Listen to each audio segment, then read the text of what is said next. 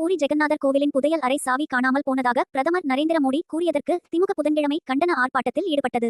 ஒடிசா மாநிலம் அங்குல் நகரில் நடைபெற்ற தேர்தல் பிரச்சார கூட்டத்தில் பேசிய பிரதமர் மோடி, காணாமல் போன ஜெகநாதர் கோயிலின் ரத்னா பந்தர் சாவி 6 ஆண்டுகளுக்கு முன்பு தமிழகத்திற்கு அனுப்பி வைக்கப்பட்டது என்று கூறினார். தமிழக முதல்வர் மு.க. ஸ்டாலினும் இந்த பேச்சுக்கு கண்டனம் தெரிவித்ததோடு, பூரி ஜெகநாதர் கோயில் பொக்கிஷத்தை கொள்ளையடிப்பவர்களாக தமிழரை பிரதமர் மோடி சித்தரித்துள்ளார் என்று கூறினார். ஒரு பிரதமர் தமிழரை இழிவுபடுத்துவதும் மாநிலங்களுக்கு இடையே பகைமையை ஏற்படுத்துவதும் தான் வகிக்கும் பதவியின் கண்ணியத்தை மறந்து வாக்குகளுக்காக இதுபோன்ற முறையில் நடந்து கொள்வதை நிறுத்திக் கொள்ள வேண்டும் என்று மு.க. ஸ்டாலின் பதிவிட்டுள்ளார். இதற்கிடையில் பாஜக மாநில தலைவர் கே. அண்ணாமலை சூழலை புரிந்து கொள்ளாமல் முதல்வர் பேசுகிறார் என்று குற்றம் சாட்டினார். ஒடிசாவில் பிரச்சனை என்னவென்றால், முதல்வர் நவீன் பட்நாயக் கடந்த 12 ஆண்டுகளாக தமிழரான வி. கே. பாண்டியனை தனது தனிச் செயலாளராக வைத்திருக்கிறார்.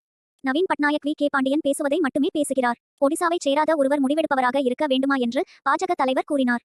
பாஜக ஆட்சிக்கு வரும்போது பூரி ஜெகநாதர் கோயிலின் கருவூல அறையின் சாவி நிச்சயமாக கையகப்படுத்தப்படும் என்று மட்டுமே பிரதமர் கூற முயன்றார் என்று அண்ணாமலை முட்டுக் கொடுத்தார்.